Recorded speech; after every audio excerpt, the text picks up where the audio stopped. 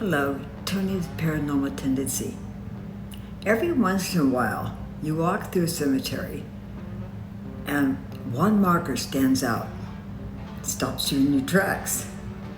Before you know it, you do some digging and find out that it's connected to some very interesting Oklahoma outlaw history.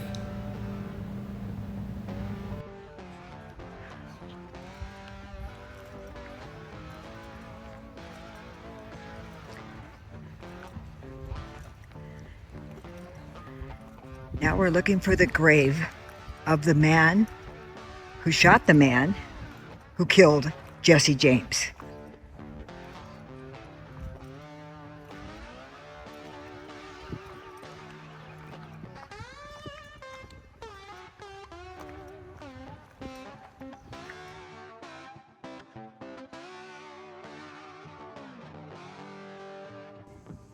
His name is Ed O'Kelly. So let's see if that name comes up around some of these older parts.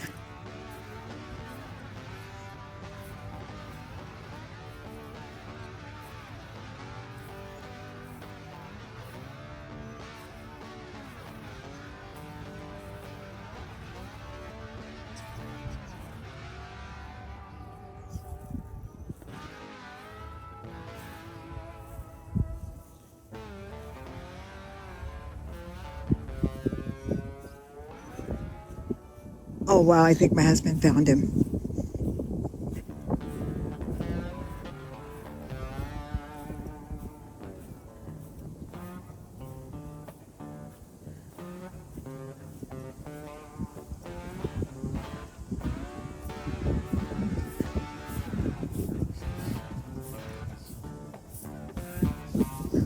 What a marvelous find, honey. Wow, that's him.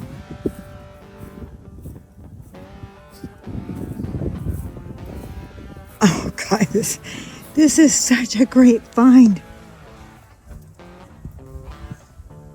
Edward O'Kelly, December 1858 to January 13th, 1904. His epitaph says, the man who killed Jesse James. Oklahoma Outlaws, Lawmen History Association.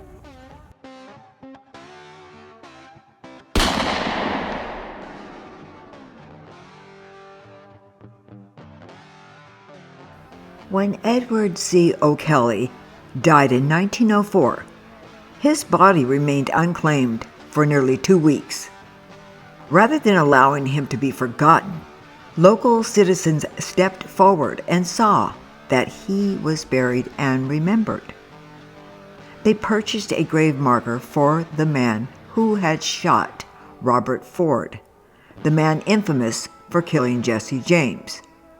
Whatever history may say about O'Kelly, aka Red, many people in Oklahoma viewed Jesse James as a hero rather than a villain. For some, O'Kelly was the man who avenged a betrayal, and decades later, his grave still attracts visitors curious about one of the West's most unusual stories. What you see here is a commemorative memorial marker.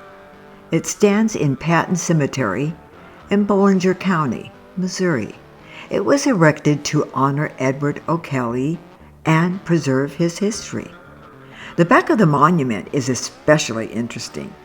Instead of a traditional inscription, it features engraved scenes depicting key moments from O'Kelly's life and legacy, including the day he shot Robert Ford, forever linking his name to the legend of Jesse James.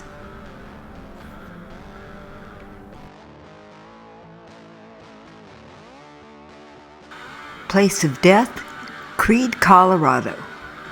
Robert Ford is buried in Richmond Cemetery in Richmond, Ray County, Missouri.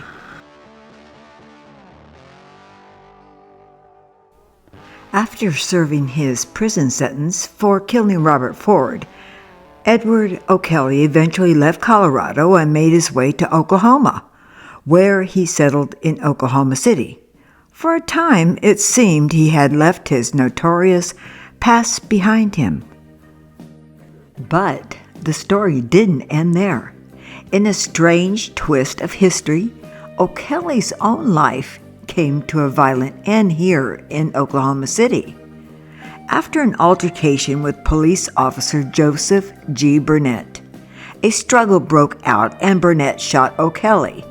O'Kelly died from his wounds, bringing an end to one of the most unusual chapters connected to the Jesse James story.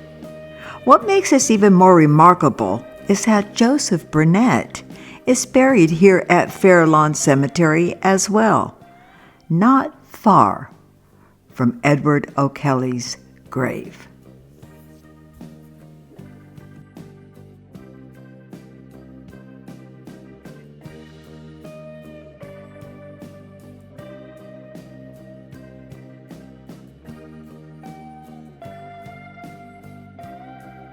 A monument was erected in his honor nearby. It says, "Devoted husband and father, Jesse Woodson James, September 5th, 1847.